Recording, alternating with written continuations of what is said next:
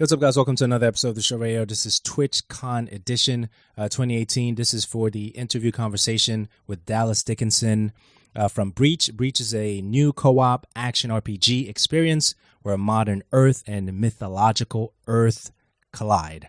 This is a conversation with Dallas Dickinson. Daniella is getting some awesome conversations during TwitchCon 2018. Enjoy.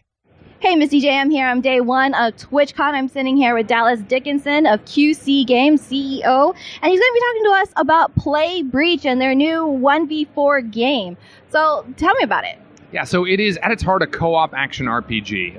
It's a party of 4 heroes fighting through a dungeon, kind of a 15-minute short dungeon. You go from room to room, there are objectives every room, and you're trying to beat the boss. That's it, right? But we've taken a lot of inspiration from many different types of game, many different genres. The form of our game, the thing that we're kind of closest to, is maybe a Left 4 Dead 2 style game, in that you can play by yourself, totally solo, and we fill in with AI. You can play with a buddy. You can play with up to 4 people co-op against the dungeon. But you're also against this other new kind of enemy that we call a Veil Demon. A Veil Demon is like an evil smoke creature. You can't attack it. You can't do anything to it, but it can attack you. It can pull traps in through the veil and place them underneath your feet. It can place walls that kind of create choke points and block you off from your objectives. It can also possess and fight you directly as any of the creatures in the level. And when it does so, those creatures are empowered. They're stronger, they're faster, they have a damage shield, all sorts of stuff that changes the way that they play. And you can also play against that Veil Demon when that Veil Demon is played by another human being.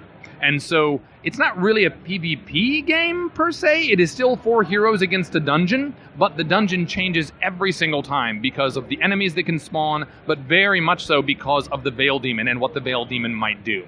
We have 18 hero classes currently. We have 6 Veil Demon classes. So you might be up against a very different kind of Veil Demon, one of which doesn't do any of that trap placing, but it can command and empower all of the minions. So it's much more of like a taskmaster that is sending its minions to do certain things, attacking specific heroes, etc. There's one that can, instead of attacking you in the space you're in, it can pull you through the veil to the other side, isolating somebody and take them down while the other 3 are fighting against monsters in the main level.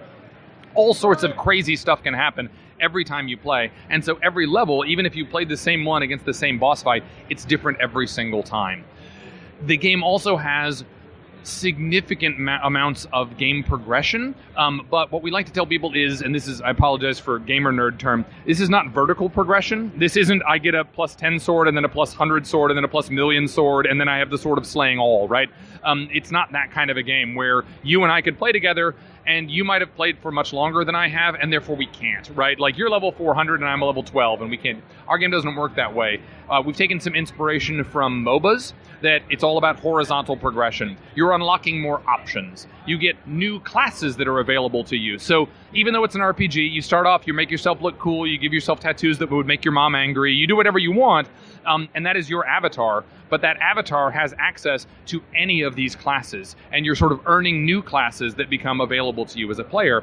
None of the classes are more powerful, they are just different utility. And then the classes themselves can be customized. So when I said that there are 18 hero classes, those are 18 vanilla hero classes. But you can actually mix and match and create your own class.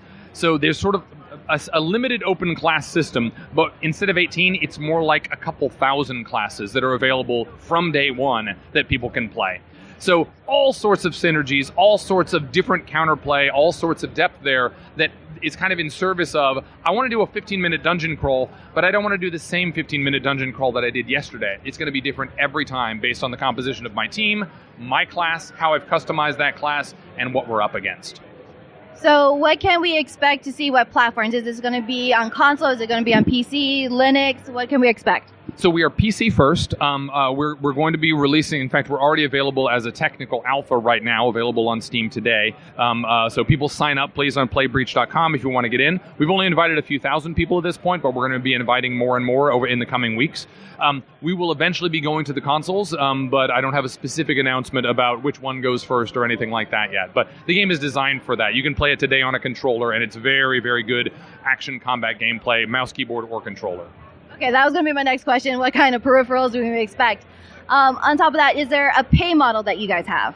Yeah, so the game is eventually a free-to-play game, but we are going to have an early access period where we kind of want dedicated players who really want to get deep into it. And so for probably later this year, we're going to open ourselves up for early access. And for that, you're actually going to just be buying some of those classes that you would normally get anyway within the game, sort of as a package, to be like, oh, I want to have some really cool things on day one that are some options that I can try out and fight against other things. We're going to be announcing actually the pricing model for that relatively soon, but as I said, for everybody to know, if you want to wait, you can wait for this to be a fully free-to-play game, but if you want to get in early and kind of really figure out the skills, figure out the counters, figure out all of that sort of stuff, early access is going to be sometime soon. Okay, so when you're talking about the payment and the payment options, is this like a pay to win, or is it pretty much just skins and customization in that sense? Yeah, very, very much not pay to win. We kind of pattern ourselves on many of the MOBAs out there. League of Legends is a pretty good model, right? Where we sell a lot of customization, a lot of cosmetic. Our game is all about I don't know what the proper term is, but our setting is kind of this gamer punk setting that it's like very modern stuff with like mythological elements. So we know people are going to want to look crazy and cool. And so that's the primary thing that we're selling. But the other thing we do sell is those classes. You can earn those classes over time.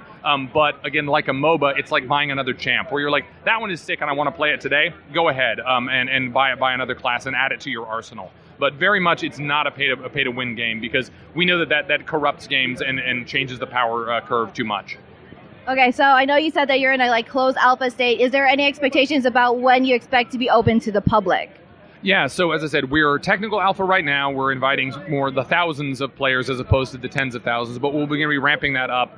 We have a date in mind for when this early access available to the public is, and it is probably by the end of this year, but a lot of it has to do with how our technical alpha goes. I mean, a lot of the stuff I've described to you is we're making a game that's actually unlike anything that's out there, and we need to test it in front of players. We need to hear what players like, what players don't like, what they don't understand about the new aspects, the new mechanics of our game, and so we won't know until we've heard from the players whether the game is truly ready for that early access moment.